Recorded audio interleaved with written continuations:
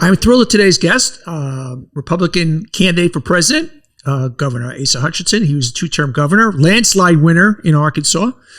One of the few, in my mind, sane voices in the Republican Party these days, fighting the good fight, going up against the tide and taking some big swings and starting to make some noise. I hear we just in our pre-interview you mentioned you're in Iowa now campaigning. What's going on? Oh, that's right. I'm in here for a couple of days and going to a couple additional counties, going to Nevada tomorrow. So meeting with voters and hearing their issues. But this is what Iowa's about. It's about the grassroots. Iowans are not going to be making a decision early. The polls are really not that relevant right now, simply because they want to meet everybody and figure this thing out. And but now we know it's about 6 months away. So they will be making decisions this fall. But the debate is where they're really focused on, anxious to see the candidates side by side with each other. How do they present themselves? How do they argue back and forth? That's a critical time. And I think that's when Iowans will start making decisions. Now, you're going to need 40,000 distinct donors. You think you're going to get there and you'll be okay for that? We'll see you on that debate stage? I do.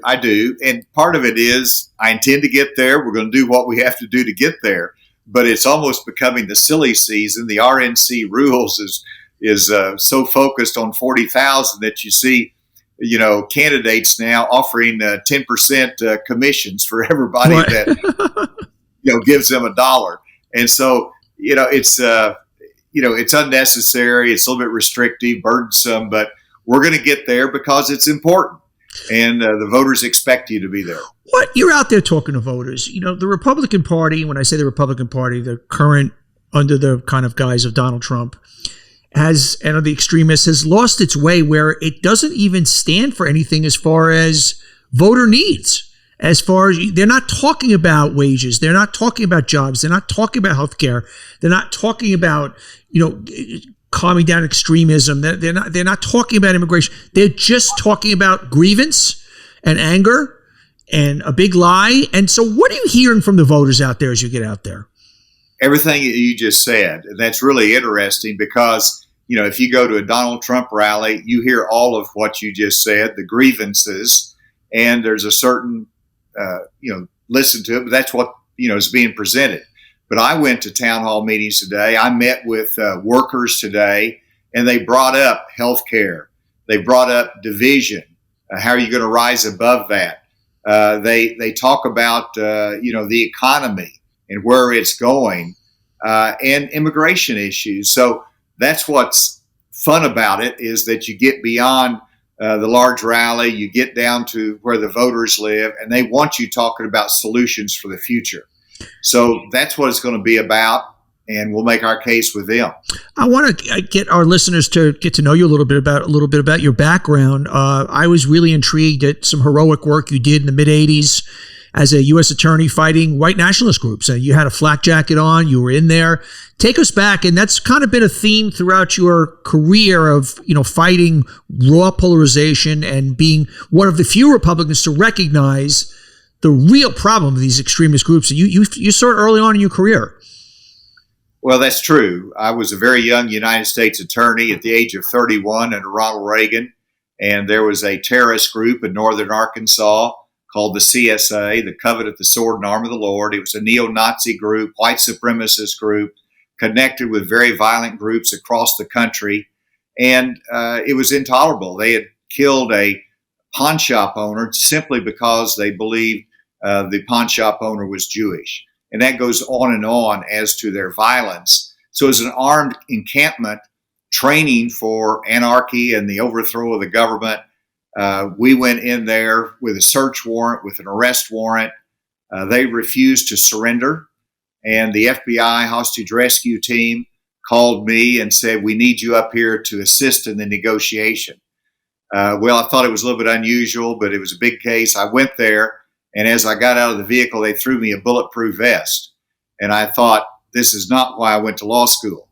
But we went out there to the forward command post, and 3 days of negotiation. I assisted in it with the hostage rescue team. They surrendered. Extraordinarily violent group, armed standoff, and not a shot being fired. I prosecuted them in court, and the perpetrators went to prison. And the lesson of that, though, to me, was that you can't let extremism with violence go unchecked. And of course, there's free speech, but when it crosses the line, you can't sit back. And you also have to be clear. Every generation has to be clear that that kind of hatred is bad for our society, bad for the generation, bad for our country. And leaders, Donny, in our country have always before rose above division and tried to find ways to bring our country together. Regretfully, today we have leaders that make money on the divide, that try to increase the division in our country. And that's not good for our country. We need leaders that will bring out the best of America and try to heal that divide. So what's the mechanism? What happened that obviously social media, cable news and whatnot, where did we get to this place that, as you said, that politicians who scream the loudest and talk the angriest and stoke those divisions, that became, I don't want to say a winning formula, because on a general election, it's not a winning formula. Trump has lost and lost and lost and lost, but has become the du jour voice in the Republican Party. Explain to me, as an anthropologist, as a sociologist, as a politician, as a lawyer, as a guy that's been around a number of years, your take on how we got here. Well, I'm not sure I have all the answers, but one of the challenges is that our leaders, and I'm talking about whether you're in the legislature or whether you are in Congress or whether you're a governor, that leaders have made the decision they would rather not have an opponent in the primary election. And so rather they listen to the loudest voice in the room versus the majority that's out there, because they fear a primary challenge. And this is probably true of the left and right. Whenever I ran for re-election as governor, I was attacked by a Trump person. They ran against me in the primary. They created all kinds of noise, and I won with 70% of the vote. But some people don't, they worry about that 30%. And so we've got to really look out for, it's okay to go after 70% of the vote. I might not win the 30% that is hardcore, extreme right, but let's get that majority out there. But it's a responsibility of everybody, whether it's media, whether it's individuals, it's on social media that forget the humanity that we all share, or leaders in politics. We don't rise above the anger, we feed into it, but leaders are expected to do more and to rise above that. I think that's just a problem in our society today. Not enough people saying, hey, let's show a little grace here. Let's listen more, show some grace. So let's say I'm a former marketing guy. I ran Clinton's campaign. I've done a lot of different work. And let's say you hired me to help you out. And I would ask you as the client, how do we break through? How do you break this, the noise that we're talking about, the anger, the polarization, the grievance, the thing that is just hit a nerve with the base, I hate to use the word, but the base of the party. What if I asked you to help me help you? How do we break through that logjam? How do we change the narrative? How do you get through it? Well, first of all, I would need some good advice from a public relations person, and I think everything is sound bites these days, and so you've got to be able to communicate clearly, and part of that is the burden on me as a candidate to communicate the most clearly. But I think beyond that, we're doing the right thing. We're meeting with voters. We're listening to them.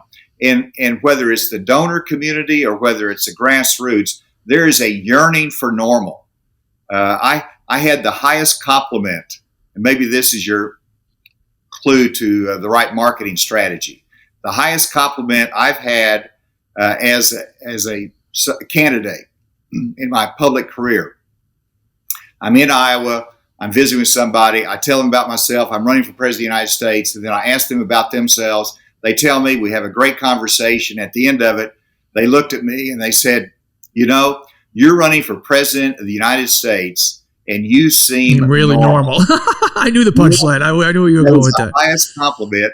And of course, I responded by saying, well, if anybody knows normal, Iowa knows normal. Yeah. But that's what people are yearning for. And maybe that's the marketing. Let's get back to normal. Yeah. Now, that's not that exciting and juicy, but there's a lot of the population that wants a leader of the United States of America that's not using national security secrets as entertainment value,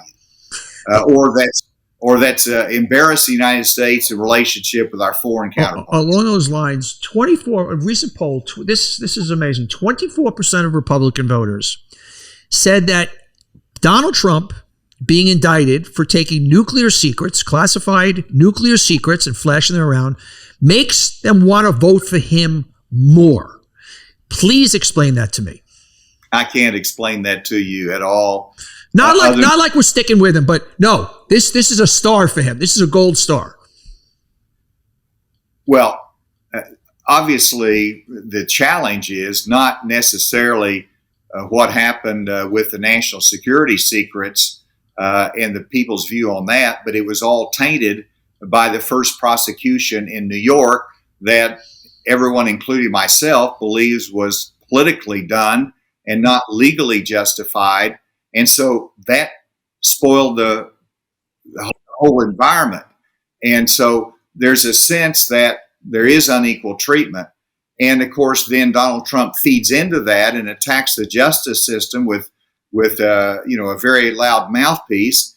And so that's the problem. And so we've got to somehow, and I will be announcing in the near future some reform of our federal law enforcement, reform initiatives that address some of the problems, but also doesn't undermine the real work that has to be done in counterterrorism and traditional crime, and we shouldn't undermine that.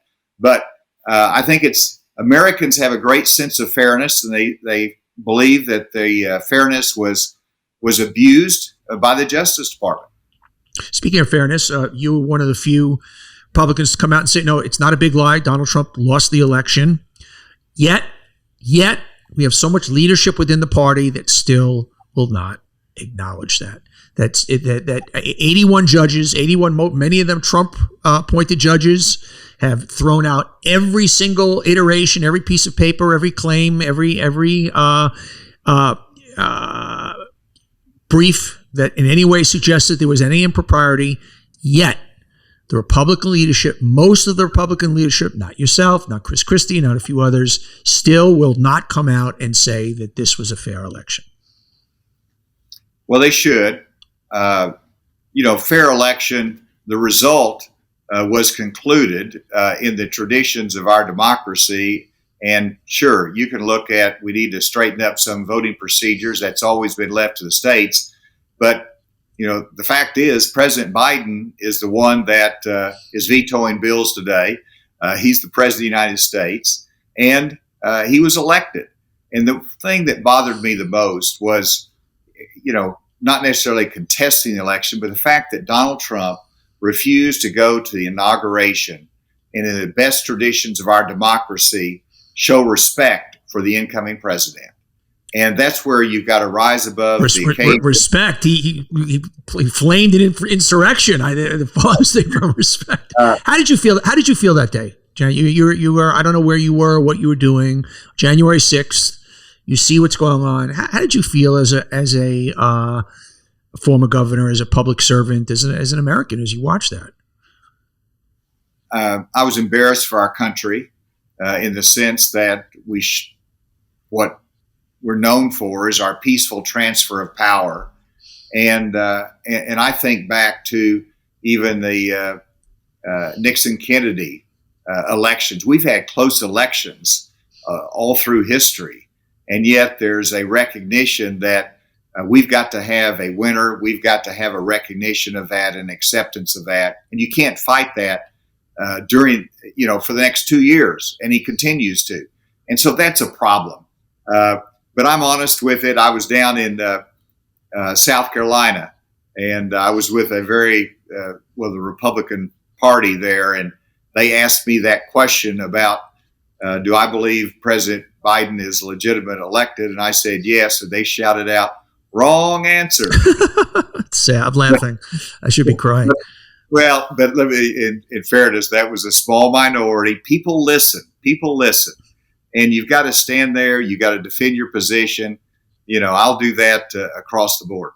Let's talk about some issues. When you were governor, you put a ban in place on abortions without exceptions, and now you've you've softened on that and said, as far as you're pushing for a national abortion ban, but with exceptions. Right, and you're correct. I did sign that law that was a trigger law at the time that prohibited abortions in Arkansas except when the life of the mother was at stake. But I did sign a letter at the time saying I supported the additional exceptions of rape and incest, which has been consistent with my position through the years. Now, you say, well, why didn't you veto it? Well, in Arkansas, you override that veto with a simple majority. And of course, there was overwhelming support in the majority. And so I've signed the pro-life laws. But if you look at it, we fought hard from the pro-life perspective for the states to be able to make this decision. And I believe that will continue into the future. It'll be hard to get a national consensus in Congress with the Democrats and Republicans to say we're going to have any kind of a national standard. But if you can get a national standard, you've got, I want to make sure that there are those exceptions in there that I've spoken of. Guns. What's interesting is the challenge for the Republicans, not just for you, but Republicans in general, is they are on the wrong side of a lot of issues from a polling point of view. 60% of the country really does want legal abortion. An overwhelming majority of the country wants background checks, universal background checks, wants red flag laws or certain things. Where are you on guns? I know as far as you've talked a lot about arming more arms in the schools for school police officers and school security. Talk to me about your take on guns. Well, I'm a practical person, and whenever you look at every shooting incident, and I try to stay up and look at those, what makes a difference? What would make a difference in a particular circumstance to save lives? And, it is generally a mental illness that should be addressed. It is safety in the schools, the response capability. We continue to improve those. And it's not just the schools, but it's also businesses that have enhanced security. You can make the argument that, let's take guns away. Well, then the criminals have it, as you know. So I'm very practical about it. But I was very proud of the fact that whenever you had the Uvalde shooting, that it was a younger person that got access to a firearm, and they did not clearly know the record as he was a juvenile. And so Senator Cornyn, Democrat senator, also came together and got a bipartisan solution to close what was seen as a gap. Mm-hmm. And so there are ways to say, let's figure out what can save lives, but simply we do have the Second Amendment. We cherish that in our country. It shouldn't be taken away. And so you've got to frame around that Second Amendment, and it really leads to protection of the schools and proper security. Nobody is suggesting to take away the Second Amendment and the right to bear arms, whatever. But explain to me why we need military-style assault weapons legal in this country. Explain to me why. What don't I understand? Because to me, the simplest solution is when we look at these killings, it wouldn't make them go away, but it would reduce them by 20, 30, 40, 60, 70%. These are killing machines. Why is it? And once again, the founding fathers with musks, you can't have tanks, you can't have bazookas, you can't have hand grenades. So explain to me the logic for automatic assault, military-style weapons still being able to be bought by 21-year-old people in this country? Well, the key word is military style, which means it's not a military weapon. It is a semi-automatic, which is legal. It's a semi-automatic weapon that is sold that has the appearance of a military weapon. It shoots off rounds at 60 and 70 rounds in a minute. It's a killing machine. That's all it is. Call it military style. It's a military weapon. It is a military grade weapon. It is a semi-automatic, which means you've got to pull the trigger each time unless it is modified. And so if you outlawed the manufacturing of AR-15s or military-style weapons, one, you got to describe it right. You got to define it right. Mm-hmm. Secondly, the question would be, can anyone take a gun and modify it and make it in a similar fashion? And also, you've got tens of thousands of those out there, so you're going to have them in society. They're not going to be exempt. It's just simply that you would prohibit the current sale of those. There's not a consensus on that. I think it'll be a continued debate, but I think those are the challenges that you face. Talk to me about universal background checks. 90% of Americans want them. Where are you coming out? Well, it's improved background checks. You got to define universal. And, right now, most people talk in terms of gun shows and how that those are operated. If you're a dealer there at the gun show, you got to do a background check, but you can't stop them from going out to their vehicles and trading. You can't really perform background checks in all those circumstances. So, sure, I believe in background checks. The most important thing is getting the information in those systems of convicted felons, of those that have been adjudicated mentally ill. Make sure the systems are up to date so it can be checked. And then let's do the best job of checking those that we can. And if there's some reasonable exceptions that need to be closed, we can look at those. How do you direct? I put you on stage with Donald Trump. Let's fast forward to August 23rd, and you're turning to Mr. Trump, and you want to kind of just basically credentialize why he is not fit to run for president again, why he should not be the party's mantle leader. You turn to him, you say, Mr. Trump, here's why you do not deserve to be president. Well, I would start. You could articulate, first of all, the fact that he's mishandled classified information. Our commander-in-chief should not be using those as entertainment tools. Secondly, a jury in New York did convict him, but found that he sexually abused a woman. And so those things are disqualifying in and of themselves. He's shown a disregard of the law, a disregard of our judicial system, that he's above the law, and that's not in the American tradition. Secondly, from a policy standpoint, he's not a conservative. And whenever he's ready to back off from our support of Ukraine and give Russia what they want, whenever he demonstrated that he was a big spender and increased the federal debt while he was president and did not control spending. In fact, he challenged the Democrats, spend more when it came to a certain stimulus package. And so these are issues that we will bring up, both from the standpoint he's not a true conservative, but also the fact that he's disqualified himself from the highest office in the land because he can't bring people together. And then thirdly, as a practical matter, we would have massive losses in 2024 if he's leading the ticket. We wouldn't win the presidency, but the House and Senate would crumble from the Republican standpoint if he is heading the ticket. You've got to make that case clearly, and I do believe that the Republican voters will realize that as we get closer to the primary. Yeah, I think the ticket for that. Look, as we all know, this election comes down to 3, 4, 5% of the country, the independents, the swing voters, the suburban women. And I think that last message of, look, if you want a Republican president, he can't win. Like him, not like him.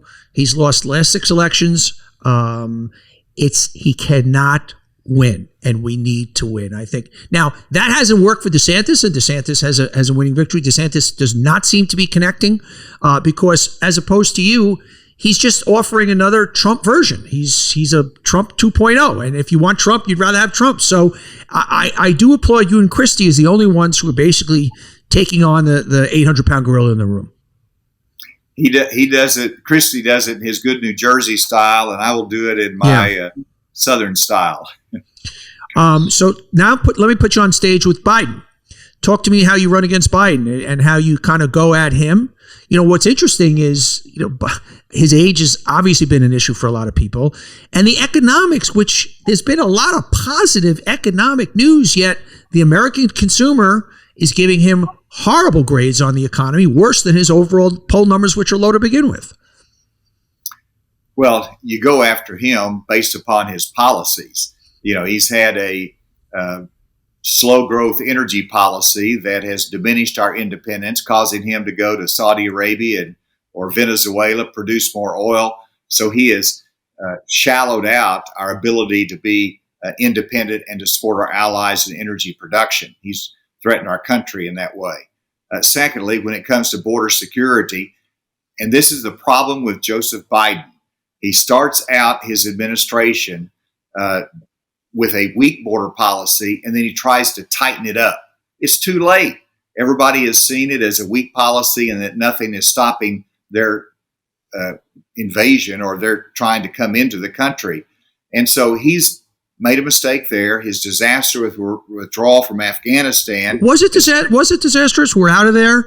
I mean, obviously the last days were going to be funky and the images that we saw, but was that the wrong move? It was the wrong move, handled in the wrong way. Why was it the wrong move? Well, and of course, this goes back to President Trump. He started the move of pulling out our troops, and we didn't listen to our military advisors to have some ongoing presence there. And you see the result of it.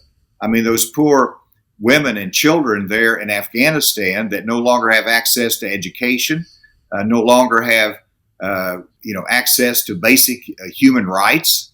And so that's the result. And then you jeopardize our national security by allowing the terrorists to rebuild in Afghanistan. And we shed American blood trying to clear up that place from the training camps that existed there. So I'm not saying that we should have massive amounts of troops, but once you clean up a place, let's keep some presence there. We've done that in Europe. If we have a presence in Europe, we could have a presence there, that we don't go back to what we've seen pre 9/11. But then just as importantly with President Biden, though, the way he conducted the withdrawal was an embarrassment. It was a betrayal to our allies that we had asked to be committed there. And all of a sudden you start setting hard dates. This is how we're getting out. Of course, you abandon so much military equipment there. So I would make that case. Now, that's just the start of the issues in reference to President Biden. You've got to get into the spending. His last spending bill, $1.2 trillion, is the root cause of our inflation, our interest rates today.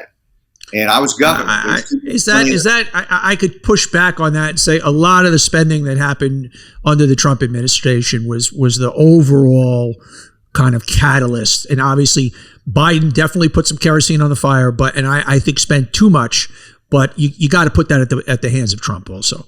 Hey, I'll do that. I'll give them both credit. Okay. So last question, if I was going to say to you, okay, you're going to create, right now I give you a 30-second campaign ad, the Asa Hutchinson ad of why you should be the next Republican candidate and eventually president. Give me the 30-second speech. Every challenge that we face in America, I have experience deeper than anyone else's to meet those challenges. You look at the fentanyl crisis in America, I headed up the DEA. You look at our border security issues, I was responsible for border security. You look at our need to balance the budget. I did it 8 years as governor. I did it while I was in Congress. And so the experience that I have matches to the great needs of our country. And finally, I can bring America together. We need a president who will lead with our national character that can bring out the best of America. Finally, go to asa2024.com and help me get on the debate stage. Governor, we don't agree on all the issues, but you are a decent man in a, unfortunately, indecent party right now. I thank you for your time. I appreciate it. Great to be with you. Thank you, Donny. Everybody, thanks for watching. If you like it, hit that subscribe button. And we love having you here watching On Brand. And just don't miss any future episodes. So don't forget to hit that subscribe button. We'll see you next time.